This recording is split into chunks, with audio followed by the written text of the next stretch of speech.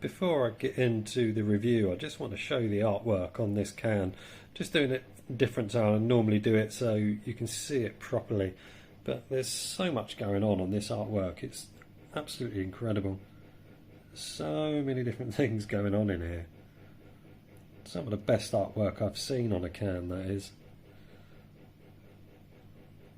Just so much detail.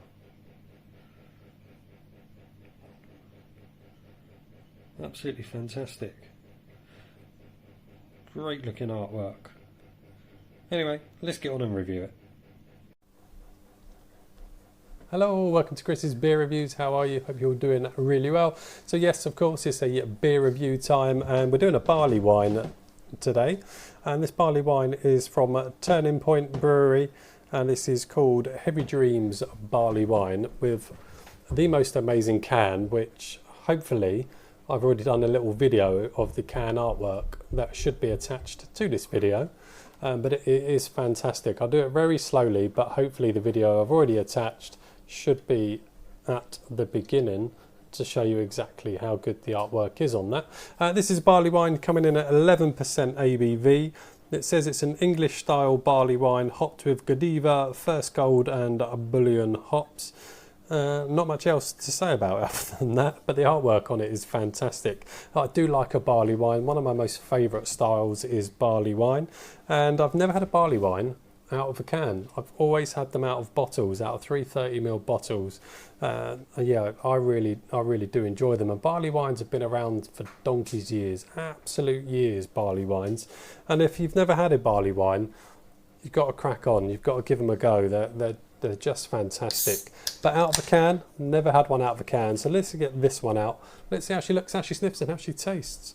I'm going to pop it in a Belgian beer style glass. Seems fitting for a barley wine. Not really going to get much of a head because it's 11% ABV and it's a barley wine. And that 440ml can has all gone into that glass, which is fantastic. And they're not always the greatest of looking drinks to look at either. I mean, looking at that, I know the lighting in this room is crap, but it's kind of reddy, but kind of murky at the same time, almost a bit dirty looking.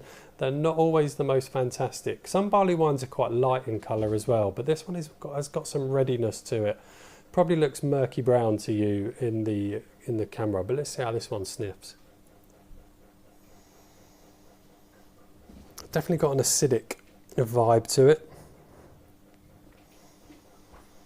and a berry. It's got a berry aroma to it. Whether that's blackcurrant or red berries, not quite sure. But yeah, berry aroma and quite an acidic aroma, which isn't unusual with some barley wines to have that kind of acidicness to it. I was expecting a bit more dark fruits and maybe even a bit of caramel to it. Smells okay, but just okay is how that smells. Let's see how this bad boy tastes. 11% ABV. Cheers, everybody.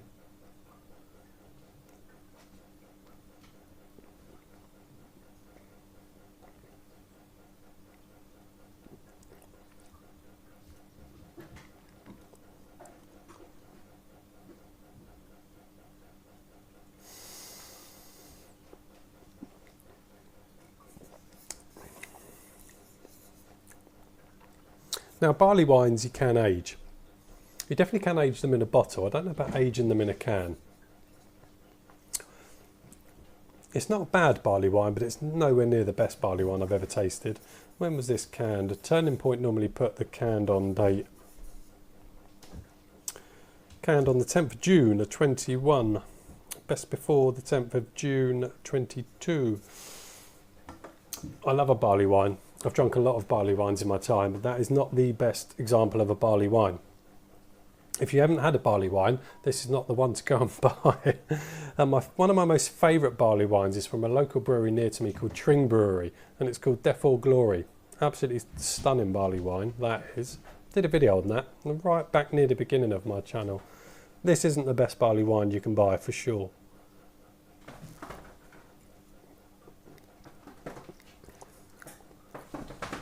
That acidic aroma is there in the taste as well.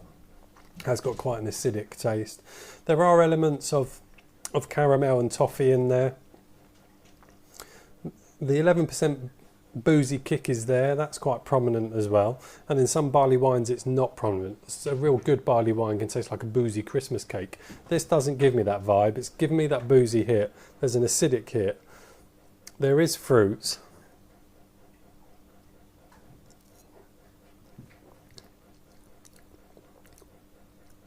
It's okay. It's just okay for a barley wine. Promises so much with that amazing artwork on the can. Taste-wise, it doesn't deliver. Overall, I'm struggling to pick the flavours out of that. And with a barley wine, you shouldn't have to struggle to pick flavours out. They should just be there. And that they're not. They are there. There is the dark fruits. There is a berry hint to it as well, like I mentioned on the aroma, more of a kind of a red berry, which is probably giving it kind of the reddish colour, that red berry type feel to it. There is an underlining caramel toffee element to it. Yes, there are dark fruits such as raisins and sultanas and prunes, but they're so muted. They really are muted, and with a barley wine, they shouldn't be. They shouldn't be blowing your head off, but they should be obvious. And that doesn't do it. That just doesn't do it for a barley wine. It's disappointing, actually. And Turning Point makes some good beers. As a brewery, I think Turning Point are great, but this is not a good barley wine. Barley wines, you want to go and kick back and relax in front of a fire, if you've got one. Or just chill out with one. This doesn't make me want to go and chill out with it. All I want to do with it is think I've bought it, I've paid for it, I just want to drink it rather than go and chill, relax and enjoy it. It's not massively enjoyable for me. The flavours are in there, but they're just not how they should be. I've said enough. I'm all done. No, I'm not. I got it from Trembling Madness. It cost... Let's have a look if this is the right price list. It is, I believe. Turning Point, Heavy Dream, £4.90. There's better for cheaper as well. £4.90, Trembling Madness. I'm all done. See you on the next one. Take care. Pardon me. See you soon.